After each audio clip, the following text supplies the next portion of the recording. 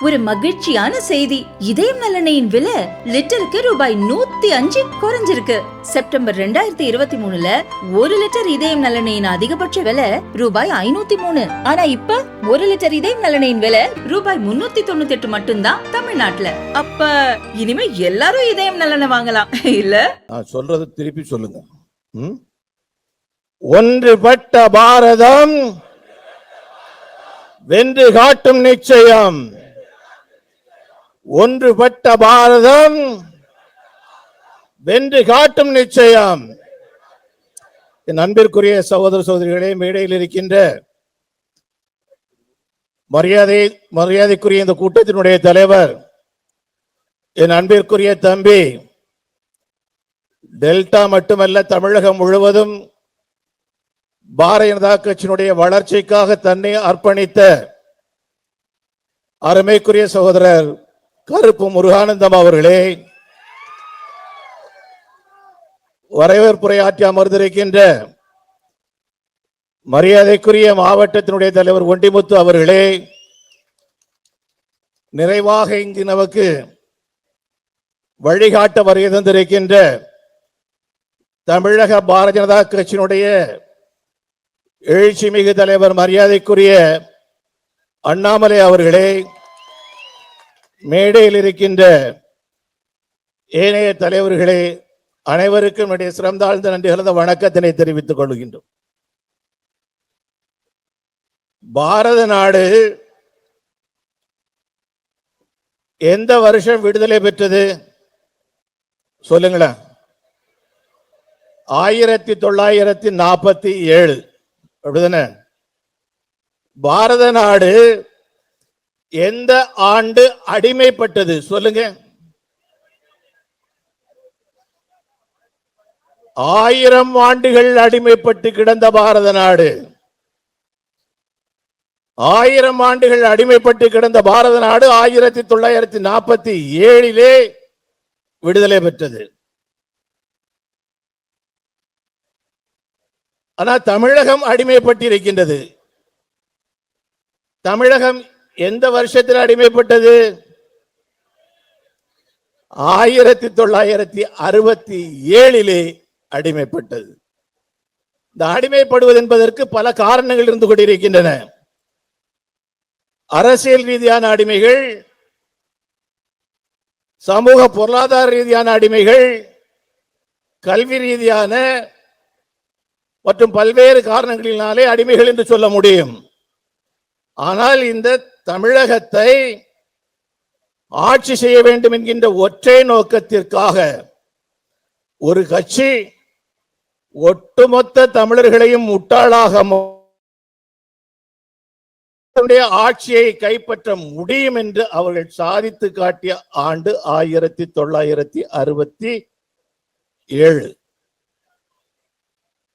67 அடிமைப்பட்டு கிடந்த நம்முடைய தமிழகம் எப்ப விடுதலை?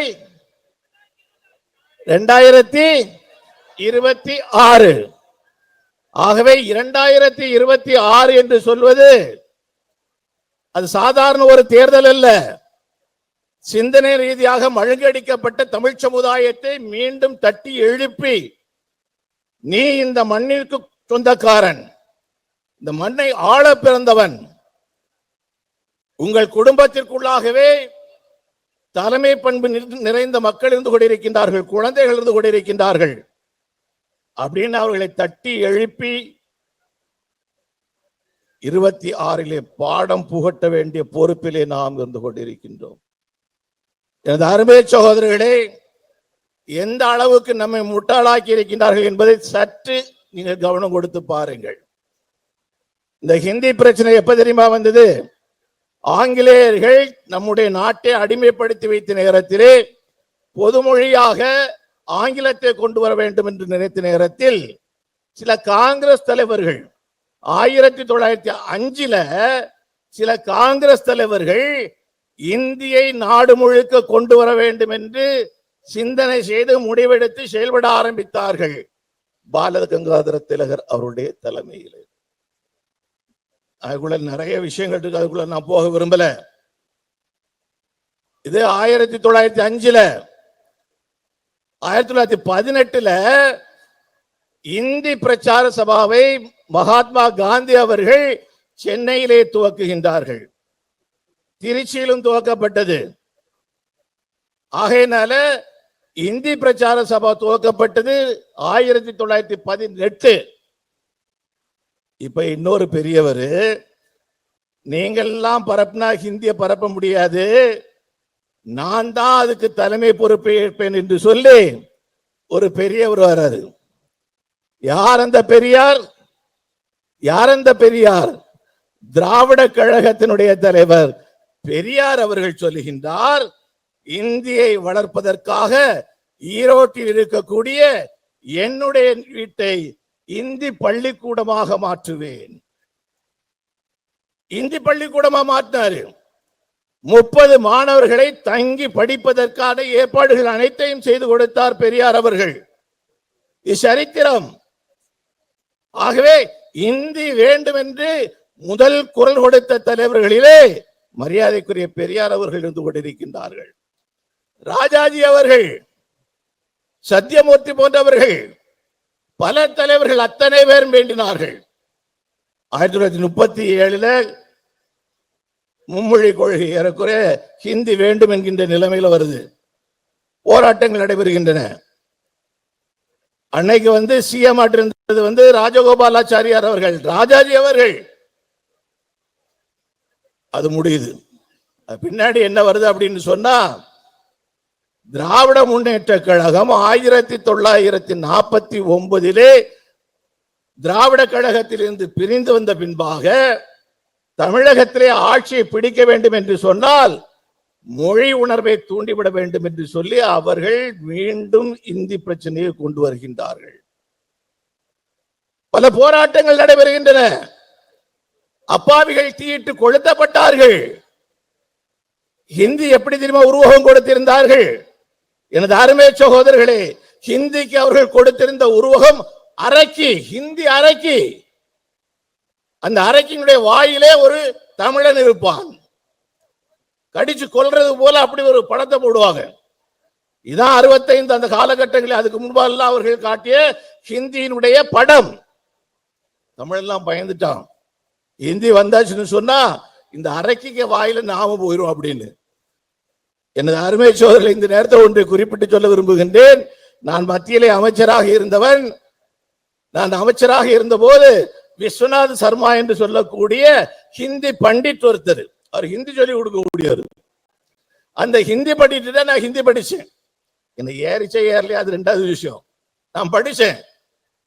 அங்க நான் படிச்சுட்டு இருக்கும் போது ஒரு நாள் தற்செயலா போறேன். என்னுடைய ஷிப்டுக்கு முன்னாடி ஒரு 4-5 பேர் இருந்துகிட்டு இருக்கிறாங்க. யார் அப்படின்னு சொன்னா, திராவிட முன்னேற்ற கழகத்தினுடைய அமைச்சர்களும் பாராளுமன்ற உறுப்பினர்களும் இந்தி படிச்சிட்டு இருக்காங்க. என்ன பார்த்த உடனே கையெடுத்து கும்பிட்டாங்க, வெளியே சொல்லிடாங்க அப்படின்னு. நான் வாக்குறுதி கொடுத்தேன். நான் இதுவரைக்கும் சொல்லல. ஆட்சிக்கு வந்த பின்பாக தமிழர்கள் அழிக்கப்பட்டிருக்கின்றார்கள்.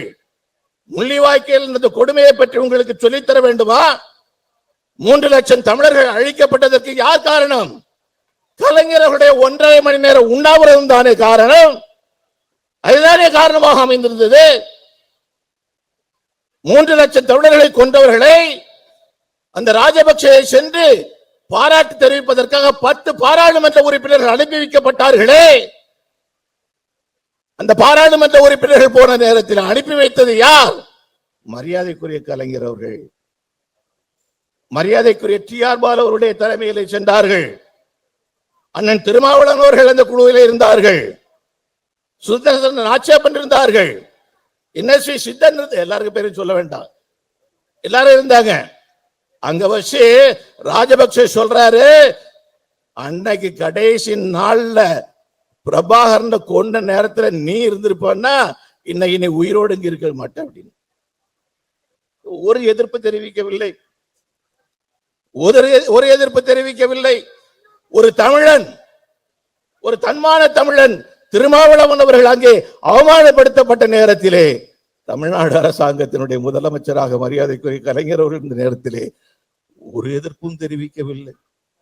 இன்னைக்கு தமிழகத்தினுடைய நிலைமை என்ன? ஆட்சிக்கு வந்து 60 ஆண்டுகள் நிறைவு பெற இருக்கின்றது.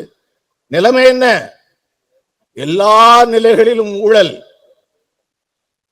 பேப்பரை திறந்தா கொலை, கற்பழிப்பு, ஒட்டுமொத்தமாக தமிழகம் அழிந்து கொண்டிருக்கின்றது.